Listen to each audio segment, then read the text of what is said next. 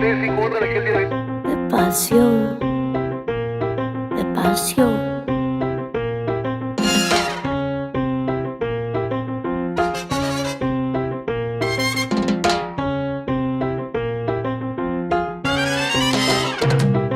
Siente la presión en la habitación. Siente la presión en la habitación.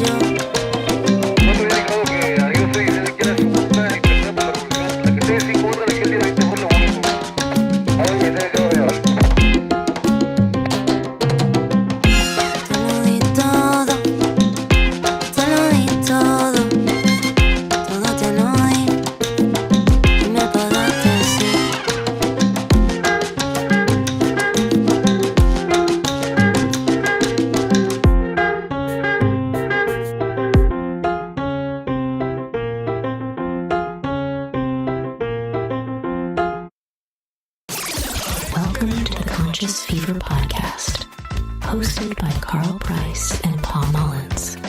Coming to you live from You are Louisville, listening to Kentucky. Conscious Fever, hosted by Carl Price.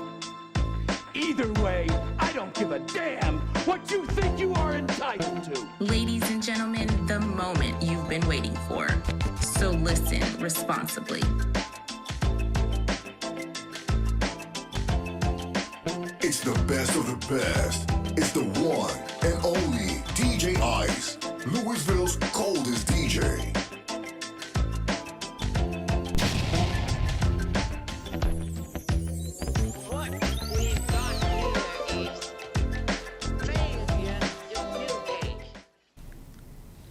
Hey, good evening. Welcome to Conscious Fever here on Ice Entertainment Television and Conscious Fever Radio. I see some of you all joining in. Stephanie, hello, sup.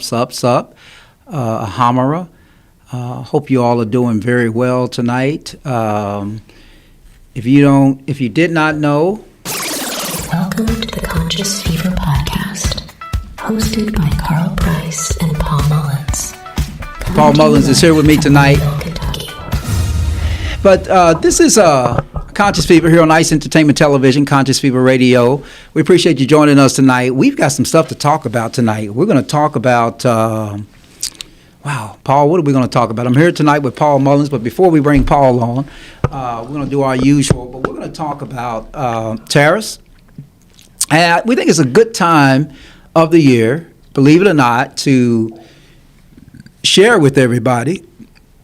Hey, Stephanie, share with everybody this interesting comparison that Paul is anxious to make with the University of Louisville basketball team. Now is, I'm not sure if they're fighting for the second spot or if the second spot is sealed in the ACC tournament, but they're going to the ACC tournament, which hasn't happened in the last 2 years, right, Paul? Last 2 years they didn't go. You're not on yet, Paul, but hold on one second. But the last 2 years.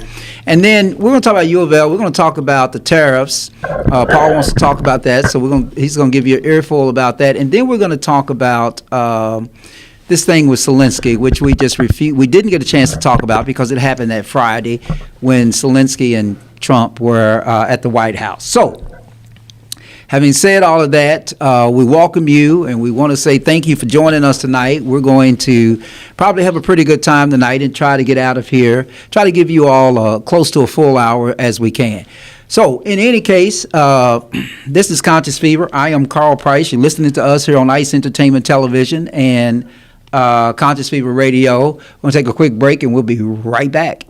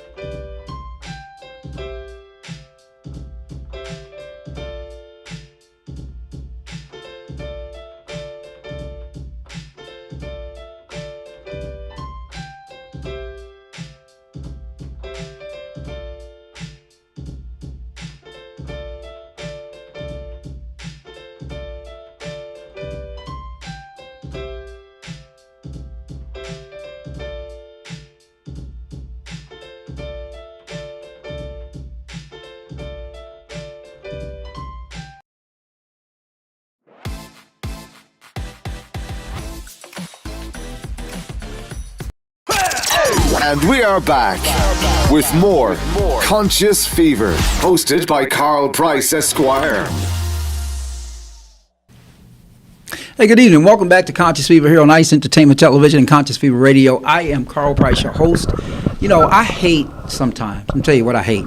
I hate when I come here into the studio, and what's happening in the studio is that I'm dressed to impress, but this microphone, Paul, this microphone, more than anything, this microphone blocks my nice outfit. And so I'm offended by that. I think we should get some microphones overhead.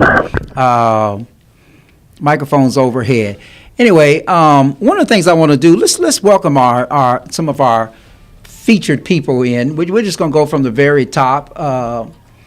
So we're going to, hello, Stephanie. Thanks for joining us tonight.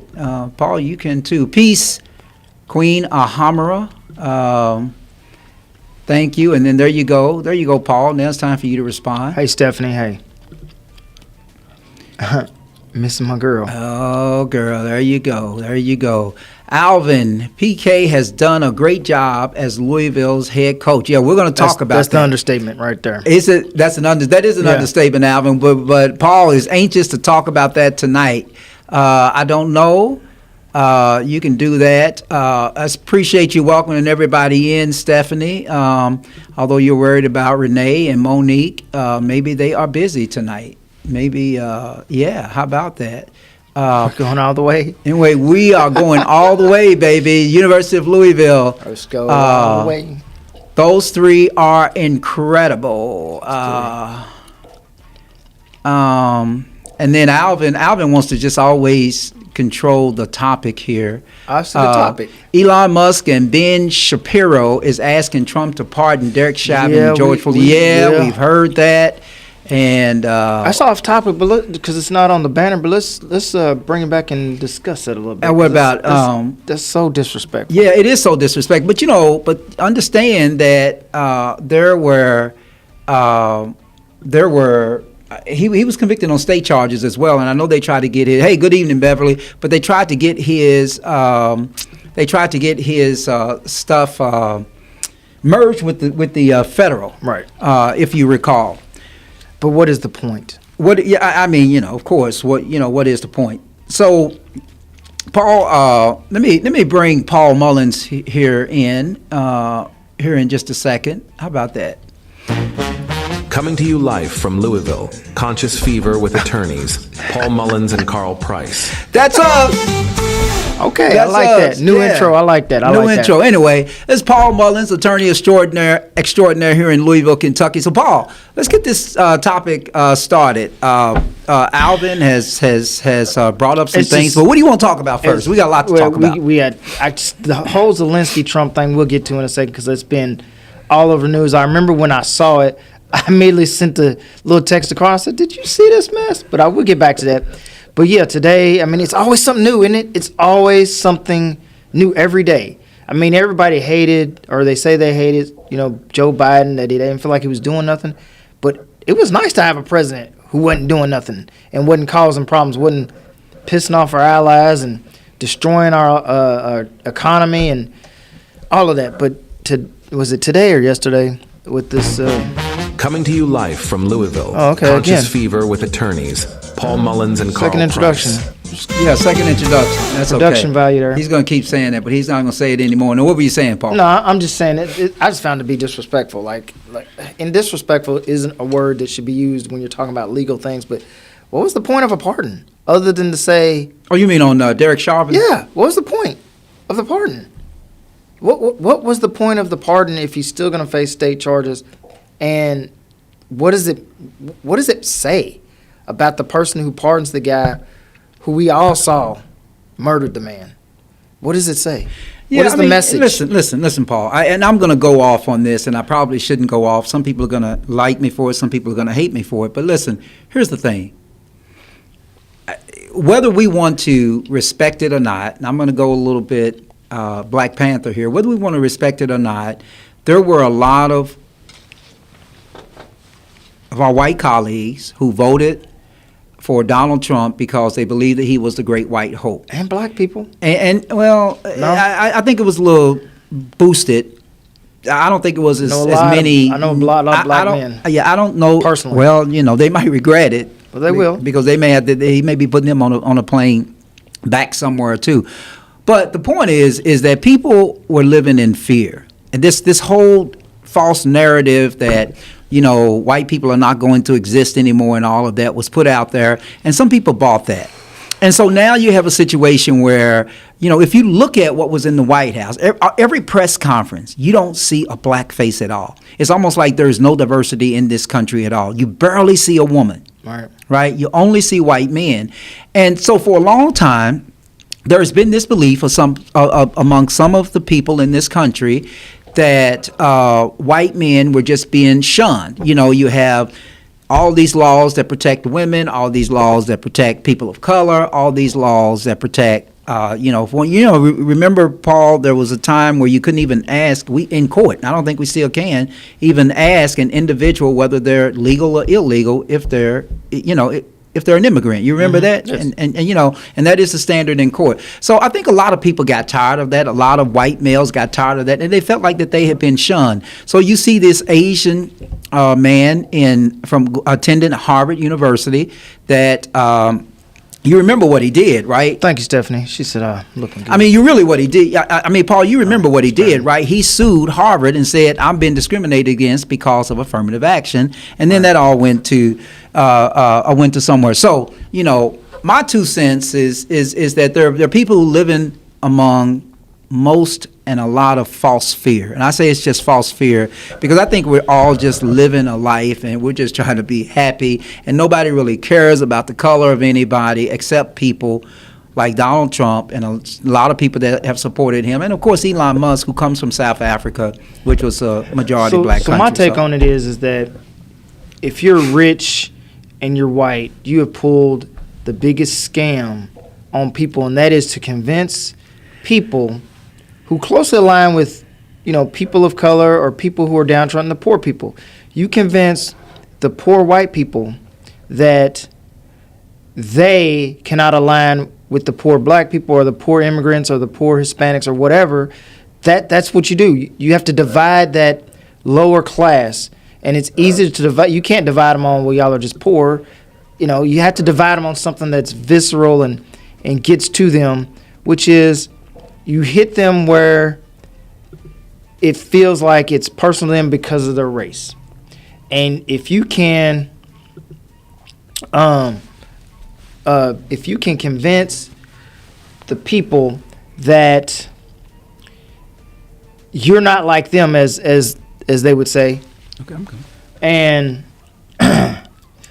you're more like us because we're all white, then what you're doing is you're taking the poor class and you're getting to fight another section of poor class, so they're not looking at you and saying, wait a minute, the rich people are the problem.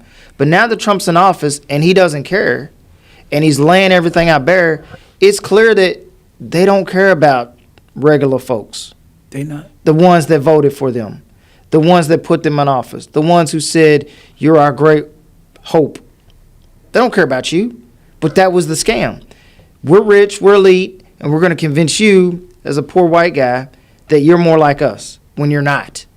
So I had this example that I was telling somebody today. I said, if you make $100,000 and somebody else makes $10,000, you're leagues ahead of them in income. If you make $500,000 and somebody else makes $100,000, you're leagues ahead of them. Or if you make $1 million and they make $100,000, you're leagues ahead of them.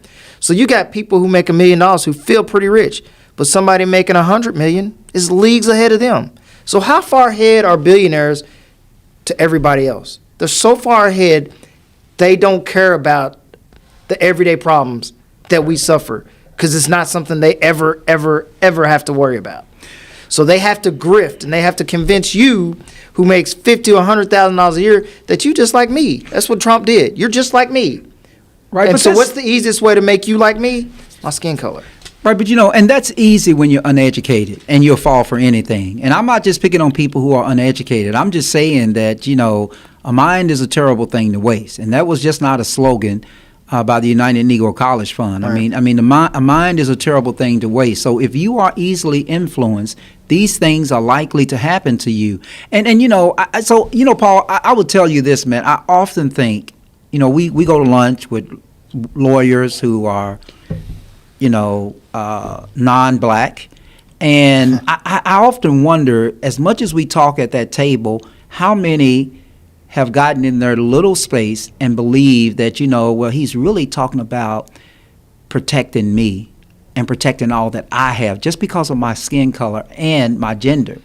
I don't believe that. No. I'm not saying I'm not talking personally about them, but I'm just saying that in this country, how many white men thought to themselves, why should I vote against my interests if that's all Donald Trump is talking about? Yeah, he might be racist, that's the wrong thing, but he's talking about uplifting me. Right. And I think about if the tables were turned, will we go, for instance, if we were in South Africa, will we go and vote for that guy who is running for president, I forget his name, who is just saying, black first, get rid of the whites, make the whites in South Africa sell the wealth, sell their land and give us the land back that they took from us, et cetera, et cetera. But it'd be the same situation as over here. You're going to have a certain population that say, yeah, you're right. But my point uneducated. Right. But the question I'm asking is that, does it really get under the skin and make some people in this country, white men, in South Africa, black men, think to themselves like, why shouldn't I vote that particular way? Because that man is only talking about me and my best interest. So we consider ourselves to a certain extent civil attorneys, and we talk about something called, when you're in a jury trial, getting to the juror's reptile brain. So what that means is, a lot of times an attorney may try to strike at someone's inner subconscious about something they fear or something that motivates them, and we call it the reptile brain, your instinctive part of your brain. And so that's oftentimes when you're in a trial, you try to get to that part, because once you get to that part, people don't often move and decide things on logic or facts. They decided on their feelings. And once anybody who's ever been in a relationship, especially with a woman, if someone's trying to decide something on their feelings, you can't tell them nothing else. You can't tell them what's right, what's logical. You can't tell them anything. So you get to somebody's emotional response, right? So if you get to somebody and say, this is about us, this is us against them, and they're not like you, and we're all in this together, or else DEI is going to take over the United States and you're going to be out of this and that. It gets to your reptile emotional brain and you cannot think rationally. Right. Of course, and we talked about that. The point that Paul was making was that that's what trial lawyers do. And I said this on another show, so I'm not going to repeat it too much, but why did a jury award an individual who came through the drive-thru and got hot coffee and the coffee spilled on him $1 million, right? Because the coffee was too hot, and it's because the lawyer in that case is likely to have used a reptile theory to convince the jury that if you don't do anything about this, getting into the reptile portion of the brain and saying, you ought to fear McDonald's and hot coffee now, so much so that they went back there and said, well, this makes sense. Maybe if I give $1 million to this lady, send a message to McDonald's. Maybe it won't happen to me. This is the same thing here. So that's what you're talking about, Paul. And it's really interesting. But listen, there were a couple of comments that I want to talk about.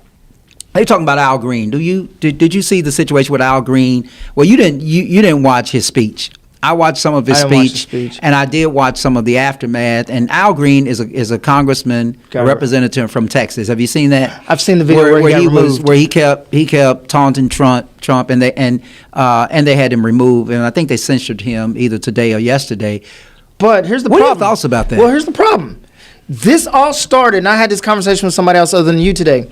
Because they were like, oh, this is horrible. I said, I had to show him a video. This was a younger guy. He's 30 years old. I had to show him a video. They did the same thing to Barack Obama, and that's what started it. There was a time. Yeah, but nobody got kicked out. Right. But and that's your point, that nobody got kicked out. But it all started back when Barack Obama became president in September 2009. He was giving an address, and somebody stood up and said, you're a liar. Or you lie, or whatever. And that was the first time in my lifetime, and I don't know if it's ever happened before, but I don't think so. I mean, maybe it happened before I was born, but I don't think they ever had that process of people interrupting the president, even if you disagreed while he was speaking. He also said to me, well, now only, no one ever stands up for the other side for anything. I said, yeah, that started when Barack Obama became president. Because there was a time when people would clap for things that they liked on both sides, and everybody would stand up. I grew up in the Reagan area. It doesn't happen anymore. Yeah, that's when Congress was really respectable, high-class acting people. And I don't mean high-class in finances. I mean high-class just in social morals. But, statesmen is what we would call it. Yeah, statesmen and women. But, but we can talk about that. And we can get very deep talking about when Barack Obama was president, because some felt that the fear was closer than it really was. Whatever this imaginary fear. No, I'm just saying, not you, I don't Paul. think Al Green should have done that. No, okay, well. Okay, so him getting removed, I don't know if that was necessary, but I don't think he should have done that, because all we've done is a slippery slope of when all through Barack Obama's presidency, Marjorie Taylor Greene said something. You had all these cameras on them looking for congressmen to act up. So it's just escalating a slippery slope, and it's going to get worse.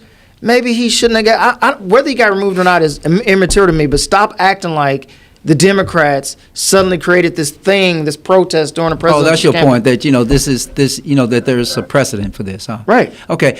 Let's look at some of these comments. Let's let some of these comments control the show for a second. Brewster, this is not about race. This is good or evil. Stop victimization and hatred. Dear black people. Okay. Yeah, see, I'm not sure. Do you understand what she's saying? I think the point she's making is that we are considering ourselves victims, and I'm not sure if I always agree with that narrative, Sister Brewster. But I get it. I understand where you're coming from, and I think in some cases that is the case. Until the philosophy which hold one race superior and another inferior is finally and permanently discredited. Why are you singing that? And abandoned. Because those are lyrics from Bob Marley. Oh, okay. Didn't know that. You didn't know that, Paul? Didn't know that. I was like, why are you singing that? Yeah, those are lyrics. And there we go. Everywhere is war. I love that song. Here we go, Alvin Brown. There is no doctrine that prevent whites from enjoying life in America. The Constitution safeguards their freedoms. Yeah, but tell them that. Some of them don't believe that. Some of them are voting against their interests. In Eastern Kentucky, they voted for this man who is now cutting away at Social Security, and Social Security is a big check for a lot of those people in Eastern Kentucky. They voted for tariffs, which we'll get to soon, and tariffs are going to rip Kentucky apart because we rely out of the stuff from Canada. Yeah, affirmative action and DEI didn't care about nobody but gender and race, not skills and competency. That's a fact. That's by LGBTQ and white women who use us for their first. Okay, so that is the propaganda and tactics that I was talking about, where the rich person is convincing poor people that you're more like us. We found something in common with you, which is you don't like DEI, we don't like DEI. To take you away from the fact that They are millionaires and billionaires. You're nowhere close to being like them. They don't have the same worries you do. They don't have the same concerns. They don't have to worry about health care. They don't have to worry about daycare. They don't have to worry about their car breaking down and them not having, the ability to get to a job that's important to keep their health care and their daycare. They don't worry about stuff that you worry about, but they convince you that DEI is the problem and not that wealth inequality. That is the propaganda being thrown on people. And people say, well, why should the billionaires pay blah, blah, blah? Well, the Democrats just want to tax the billionaires. And I tell everybody every time, the billionaires and the richest people in this country are enjoying the wealth because they're in this country. They couldn't be that wealthy in China. They couldn't be that wealthy in Russia. They couldn't be that wealthy in any other, autocratic state. They couldn't be that wealthy because the government would take it. Right. Hey, Stephanie, listen. If you can put as many lyrics as you want, but I'm not going to sing the whole song. But I like that song. That until that day, dream of lasting peace, world citizenship, root of international morality, will remain in but a fleeting illusion to be pursued, but never obtained. Okay, that's all you're gonna get from me. So don't post any more lyrics. Save us. MAGA, a doctrine that preserved white privilege, and Obamacare's initiative to extend good health was to save lives and was dragged through courts to be removed. Interesting. Do you agree with what he says about MAGA?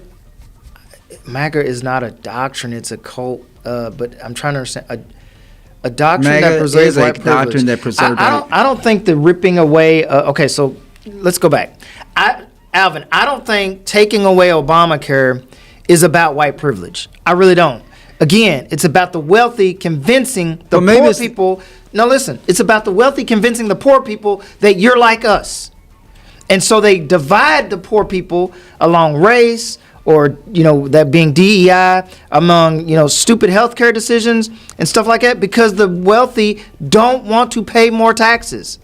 Right? They'd rather see the poor people with no insurance if it meant they could save $10 million or something like that. And that is, and when you think of that as being unfair, what you got to understand is Elon Musk doesn't have $400 billion if he grows up in China. China has $400 billion. Thank you, Elon Musk. You have the United States giving you the ability to make all that money. You've got to give back to the people who support your buying your Teslas. Jobs where you have employed people to make the Teslas. All of that stuff is because America has laid the foundation to allow that to happen. So pay more taxes and shut the F up. Or go to China and let them own everything. Here we go. He is not cutting away Social Security. He's taking away tax on Social Security. And yes, tariffs. We've been exploited. We pay everything with no gain. What are y'all reading? No, Hammer, you're going to make us go into a whole different discussion. Let's just start it now. That's what you say. Let's just start it there. Y'all got to understand these tariffs. I know some of y'all do, and I don't know if she's understanding tariffs, but if you tell a company, okay, that you have to pay a 25% tariff and Trump says, well, this money comes back to the United States. No, the consumer pays that. Look up Chevrolet dealerships. Chevrolet dealerships are complaining that the Chevy Silverado that sells for $80,000 because of the tariffs are now going to sell for $100,000.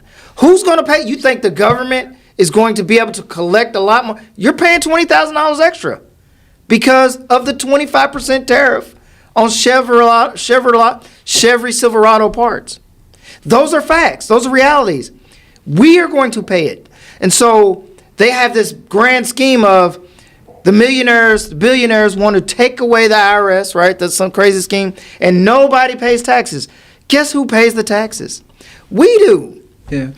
I mean, the reality is that if you only make a certain amount of income, i.e. not let's say you make less than $500 million to $1 billion, if you don't have that type of wealth, you're going to get screwed. So you can think that he's going to do all of this stuff that you want, but you're going to get screwed. They're going to leave you out. Let's take a person who makes $60,000 a year. Well, they take away your taxes. Okay, great. But then all your groceries go up because you got to get the tax revenue from somewhere. So your groceries is going to go up.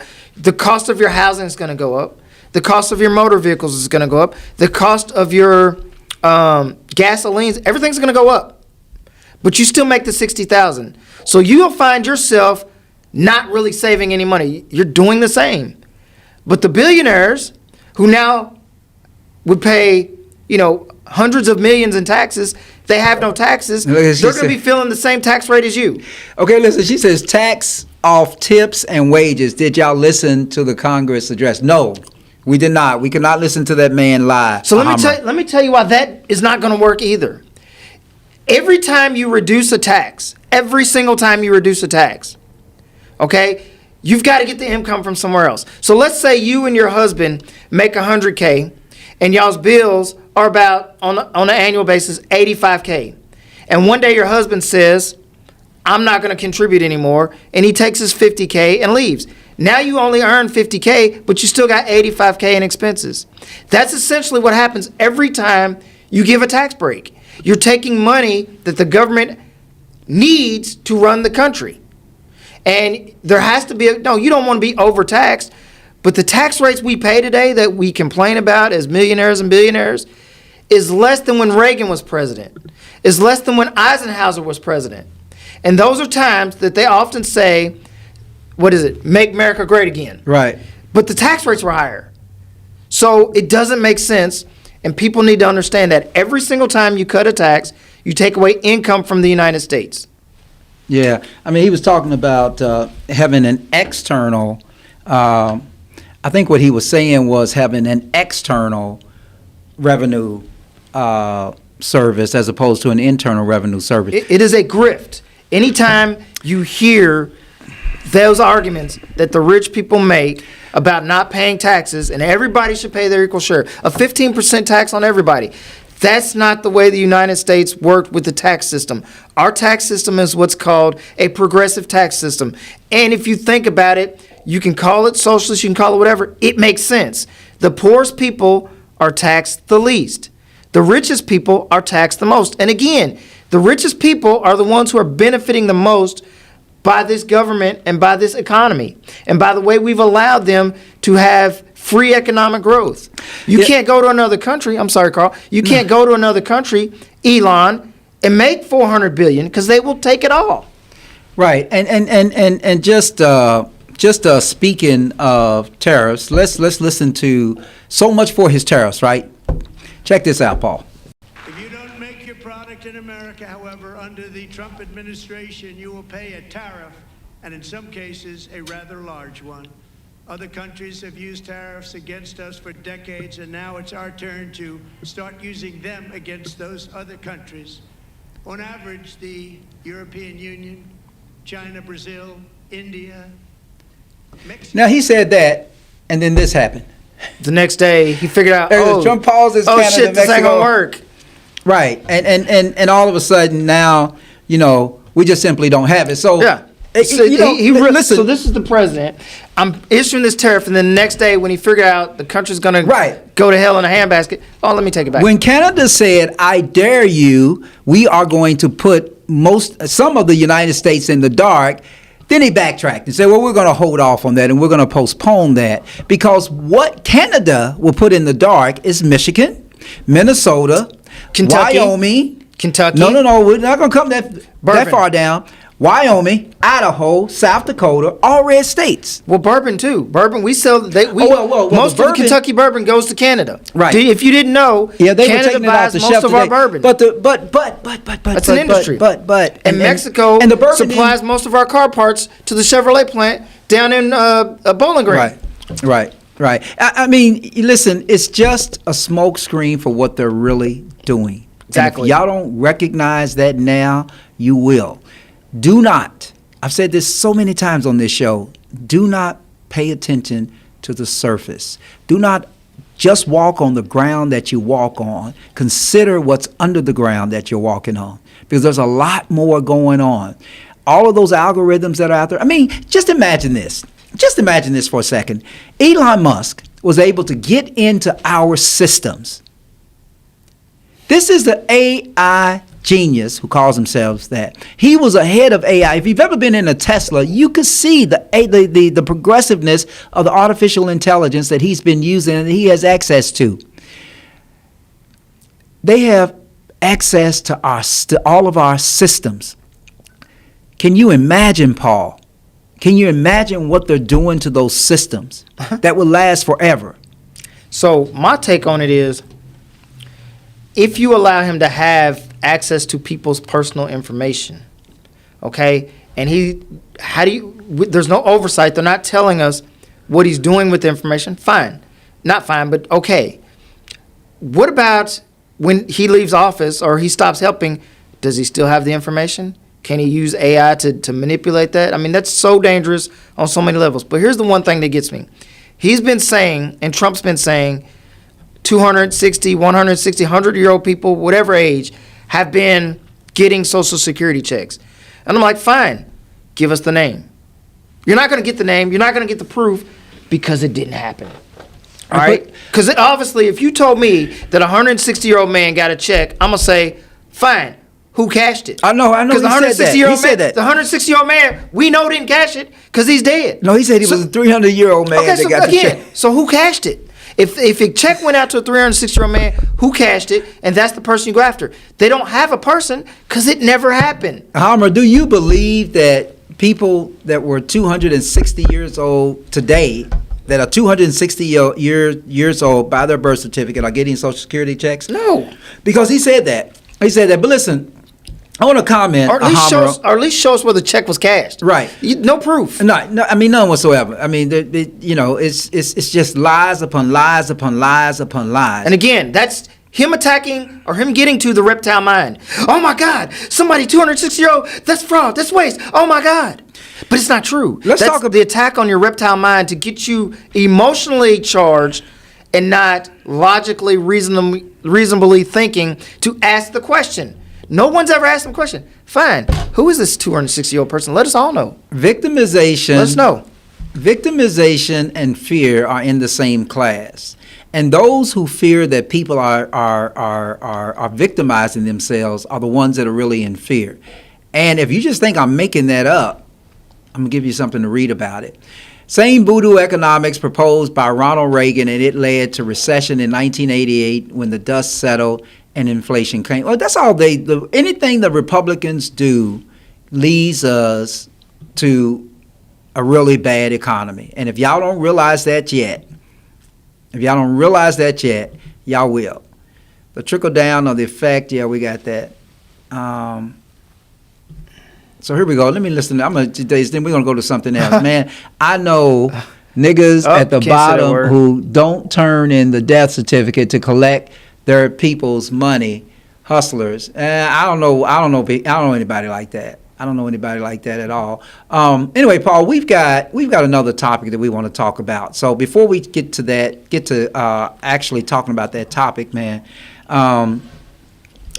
Let's take a quick break, and then when we come back, we're going to talk about your buddy. I think you forgot about it. Buddy.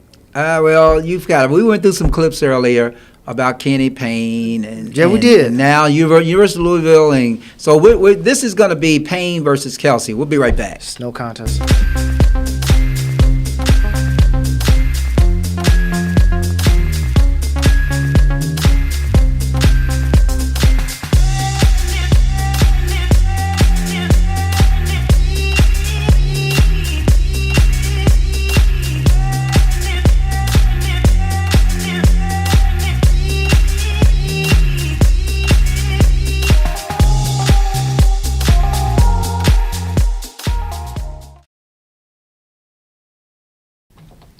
All right, welcome back to Conscious Fever here on ICE Entertainment Television, Conscious Fever Radio. Go ahead, Nicole. Welcome to the Conscious Fever Podcast, hosted by Carl Price and Paul Mullins, coming to you live from Louisville, Kentucky. Right on. Okay, so Paul, let's talk about this. Look at the way that the Yum Center looks today. All right. All season, pretty much. Okay. All season. That was the Yum Center. Hit that comment by Alvin, because you still on our point, Alvin. We getting there. What is the point? This one. Pat Kelsey has won more games in 60 days than Payne won in 2 years. We getting there, man. You ahead of it. Yeah, I mean, I think that. I think we had that, right? There we go. Let's remove Alvin's comment. 12 weeks. 12 weeks. He won 12 games. No, wait a minute. 12 weeks. He won 2 games. I can't read that little small print. Go up there and tell me what it is. I can't see it either. 12 wins in 17 games. 12 wins in 2 seasons. Yeah, 12. Yeah, Kenny Payne, 12 wins in 2 seasons, and the other fella. The other fella. Yeah, the other fella. So what was I say? Kenny Payne didn't use the transfer portal. We knew that. NIL work with, as Pat Kelsey does. Kenny Payne either couldn't recruit the right players or coach them well, or both. It's the same ACC. The biggest difference with Louisville basketball is Coach Pat Kelsey. Louisville was on the this is what he was responding to. Louisville was on the deathbed. Pat Kelsey was given the program, and the basketball gods piled some shit on him by gutting the roster. Now they're 18-6 at the time. That's your coach of the year. Spare me with the ACC's bad. It was bad when Kenny Payne was here. So it's kind of interesting, Paul. It's kind of interesting because the whole thing here is that as we look now at the University of Louisville's basketball team, everything that we were saying last night, and we looked at some clips earlier, right? And one of the things that I said was that I thought I saw the bad characteristics at the very beginning. Our buddy, Mr. Webb, was on his team and should have been on his team. I mean, I think Kenny could have done a wonderful thing, but I just don't think he was ready for the University of Louisville. And so I don't know how you pair the two. I saw somebody online that made a comment about race, and I was just like, no, this is not about race. No, it's like Ron Cooper. When he got fired, everybody thought it was race, but I was at the games, and Ron Cooper got fired because the last U of L football game drew like 10,000 people. Imagine a college football game only drawing 10,000 people when your stadium's seated. I think at the time we were in the old Cardinal Stadium. It might have been 50,000, but it was bad.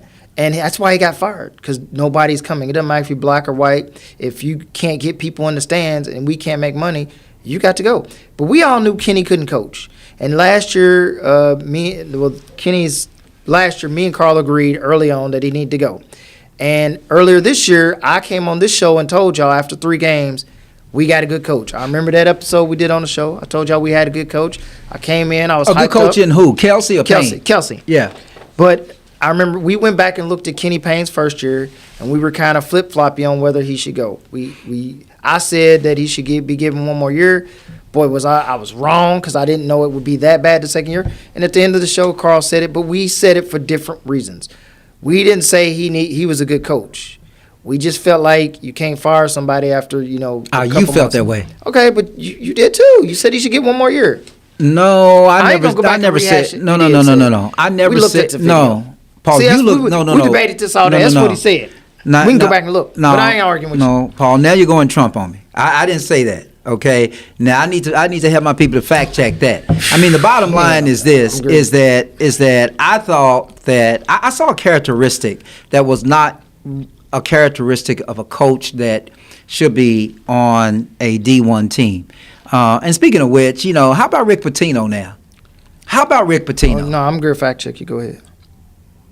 How about Rick Pitino? I don't. How about Rick Pitino? St. John's is in the top 10. I got to talk everything that we said about Rick Pitino on this show. To University of Louisville, you should have kept him. You should have kept him.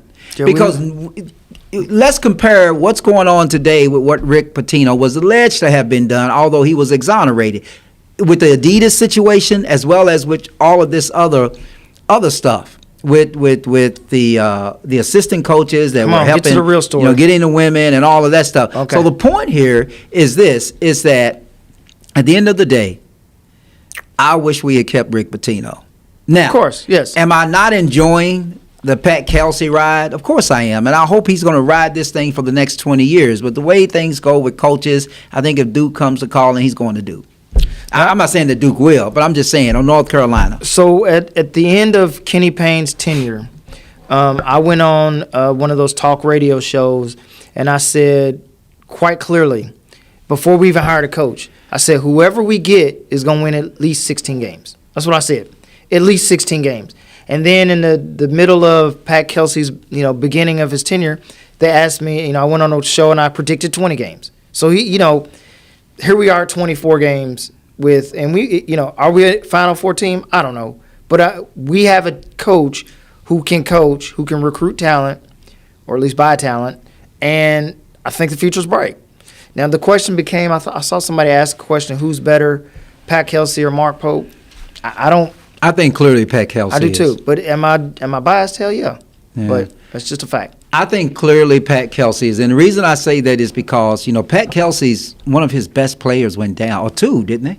Yeah, the 3 top coaches for Coach of the Year are Pat Kelsey, Pope, and Rick Pitino.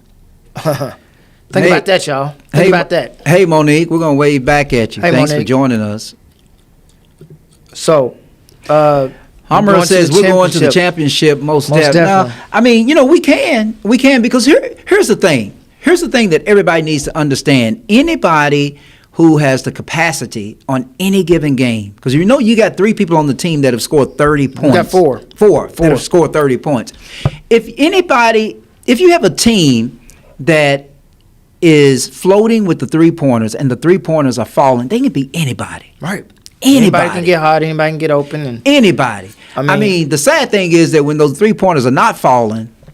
Yeah, I mean, but and I said that at the beginning of the year. I said it's like going to bed, and it was on your podcast. What do you think about the team? I said we're going to be a 3-point shooting team. We're going to be a good passing team. I don't know about the inside. That was before we lost Case and Pryor. Pope had 3 key players to go down. I mean, it doesn't matter. Pope has talent. We were down to, and again, we were down to 7 players. Yeah, we lost players too. Listen, Alvin. Pope had more talent. Even though Calipari left, he didn't take all the talent with him. They still came to the University of Kentucky. So I don't give Pope a pass. I mean, I don't give Pope a pass. I just think that I don't give him a pass. I'm just going to leave it at that. I mean, they got a good team. They got good players, and they got a good coach. That's all I can say about Kentucky. I ain't going to say nothing else.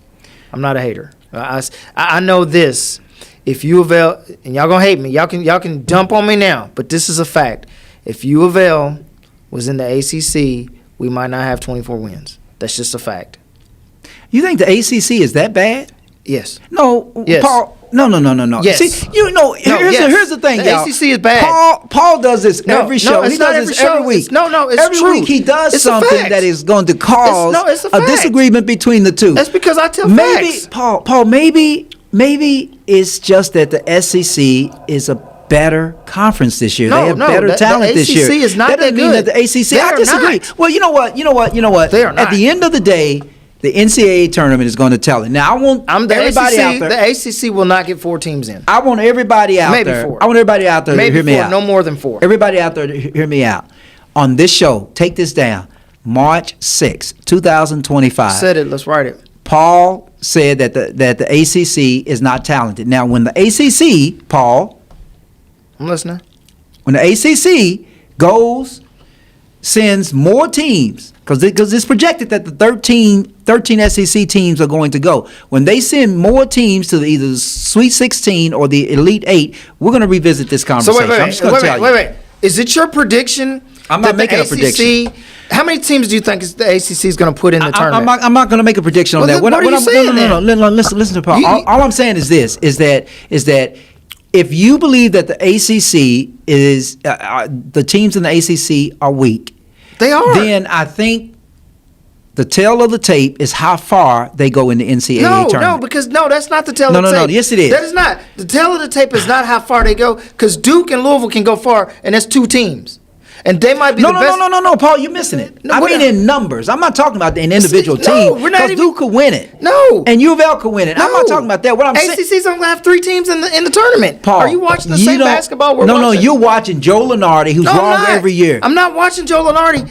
ACC teams suck. No. Paul, we have the tournament hasn't started. So why are you saying the ACC has 3 teams in the tournament? Because I've been watching basketball. But the tournament hasn't started. And I've been watching basketball. The tournament hasn't started. I've been watching basketball. The tournament hasn't started. Well, you're right. But I love And you're following Joe Lunardi, who's wrong every year. We're watching TV. I don't care. They suck. The team we played yesterday, they had a bunch of open shots, and they were just flat out missing them to the point to where the announcer said, these guys can't shoot. It's true. Duke is if number, your team can't Duke shoot, is number, you're not any good. Duke is what number in the NCAA tournament? That's one team. Okay, you've got 11. U of L is what number in the NCAA? I'm not an SEC fan. In the standings? I'm not an SEC fan, but what is U of L rank? I'm not going to sit here and say the ACC is good because they got Duke. Okay. Duke is one team. Paul, what you say? Okay, listen. Duke is one team. The SEC has 11 Dukes. 11 Dukes. We don't have to take up this much time talking about it. The tail of the tape will show.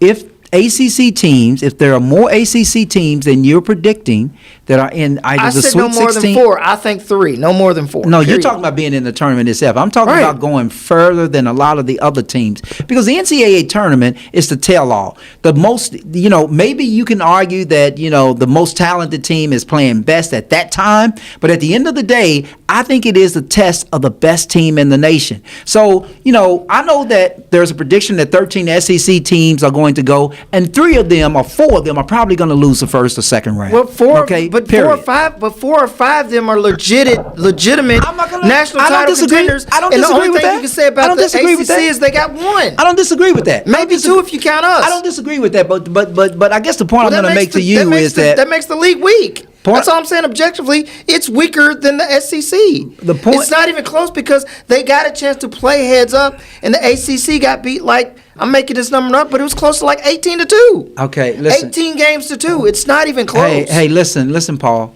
We will see. I don't want the ladies say it's boring. I'm sorry, ladies. This was on the list. No. I don't want you to pretend to be Joe Lunardi because every year they go to Joe Lunardi. You can't call me Joe Lunardi just because. Every year you listen to Kenny Smith, Charles Barkley.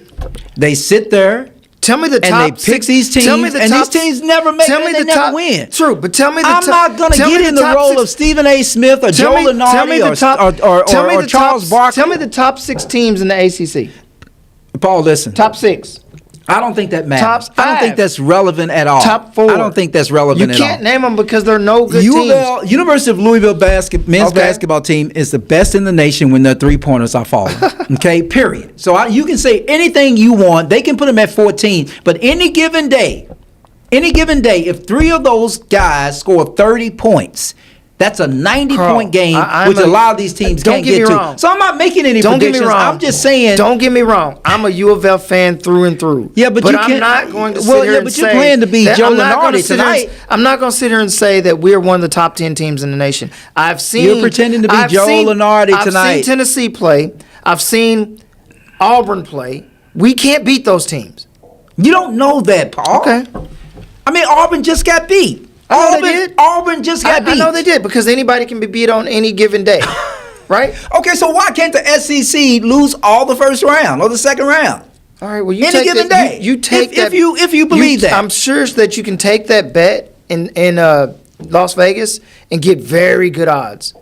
Very good odds. Remember, they are new young adults. These are young people trying to work their way in their prime. We have to understand those are in college students. They are doing their best, but how about them cars? I agree.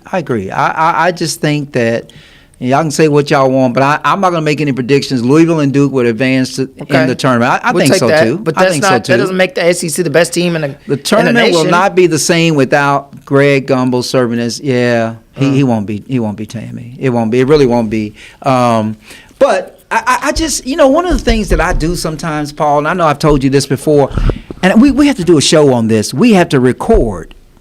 We have to record their predictions and then replay it. The next, right after the game or something like that, because all their predictions are far off. And if you're a sports bettor and you're betting off their predictions, you're losing money. Every year you are losing money. But listen, and I look at Joe Lunardi, I think he's making a lot of money. Tell from chewing gum, sorry. I'll be right back. He said, y'all just let Paul go away. Since Paul left, we'll be right back. I didn't know I was chomping loud. Yeah, sorry. We'll be right back.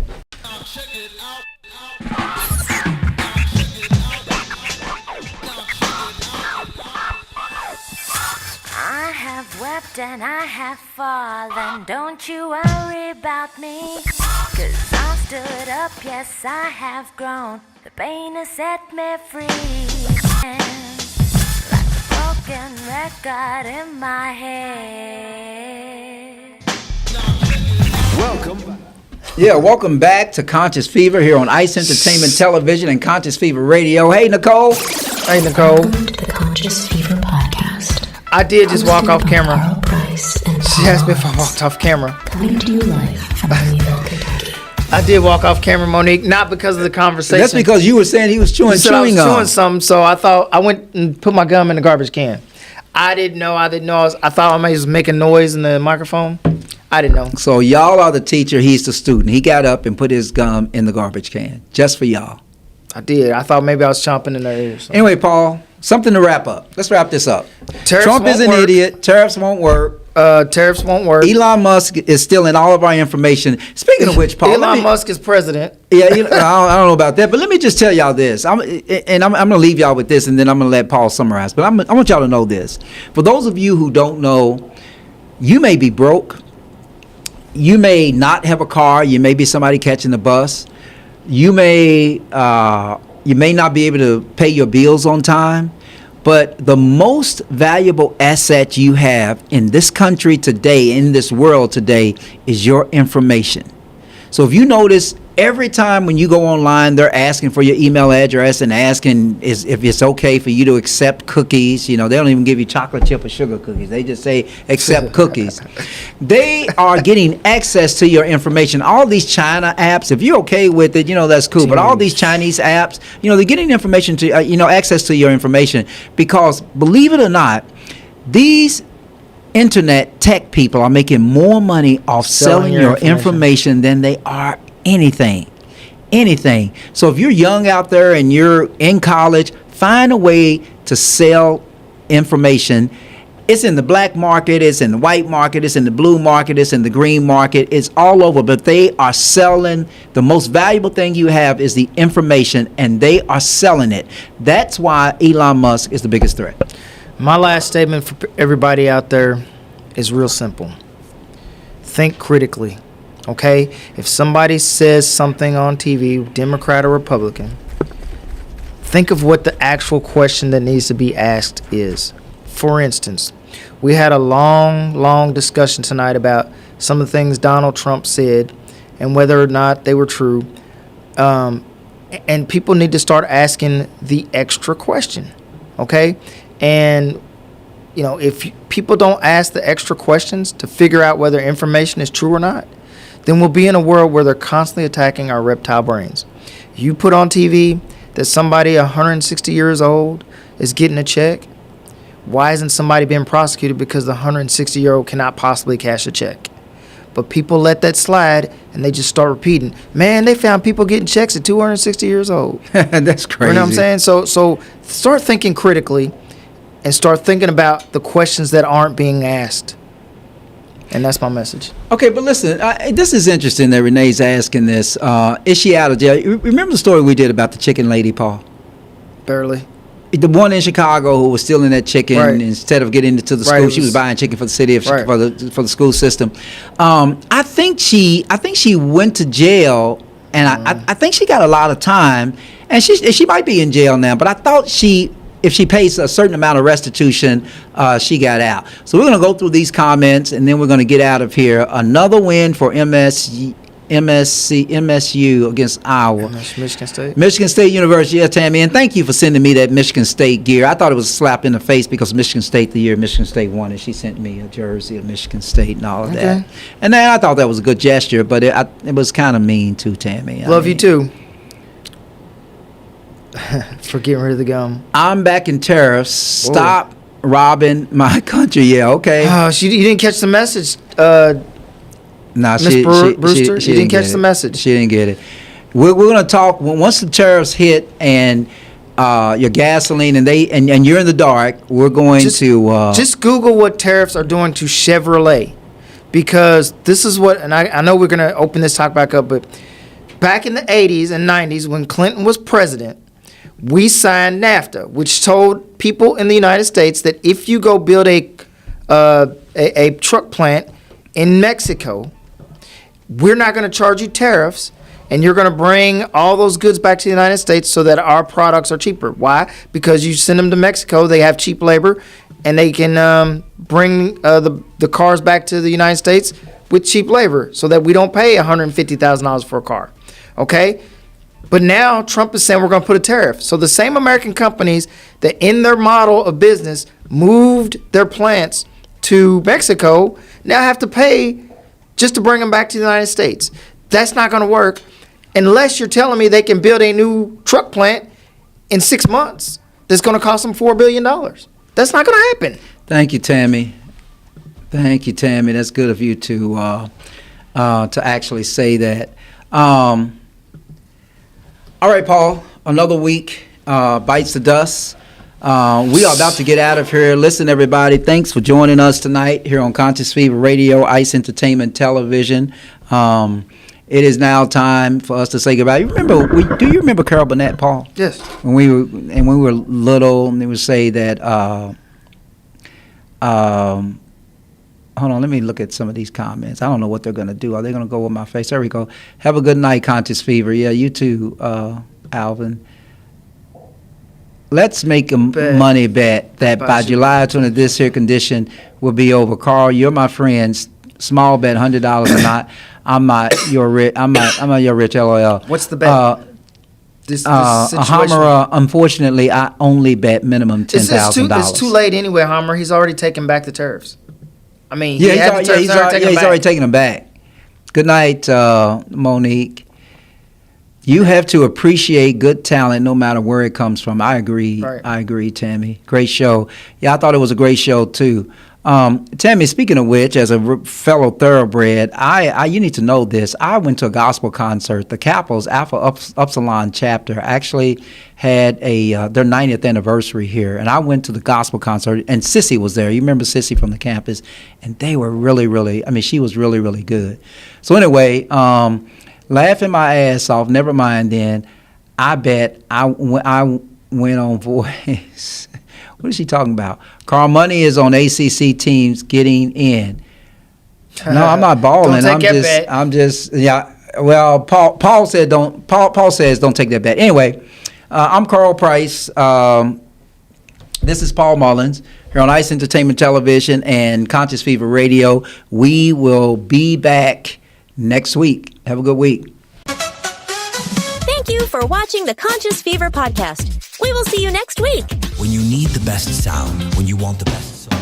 I was born by the river in a little tent.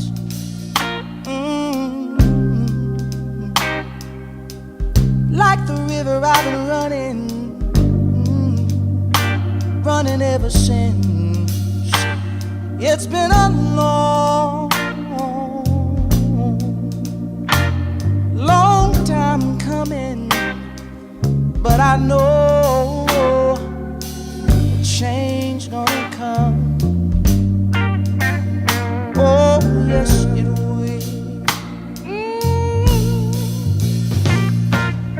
It's been too hard living, but I'm afraid to die.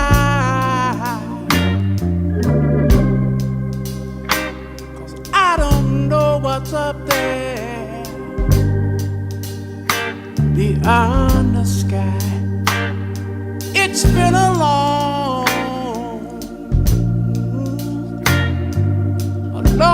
time coming, but I know a change gonna come. Oh, yes, it is.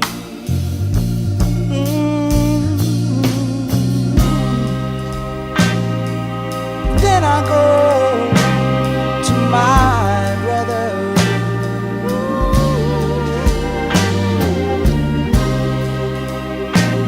And I say, brother, help me please.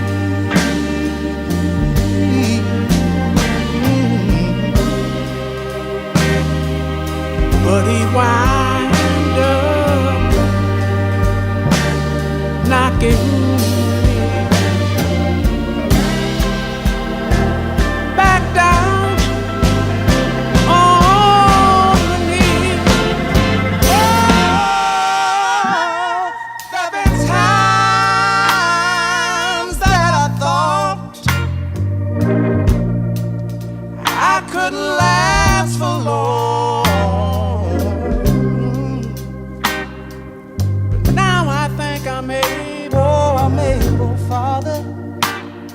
carry on. And it's been a long time coming, but I know change gonna come. Oh, yes it is, yes it is, yes it is. Said I know that a change is gonna come one day. I know a change gonna come.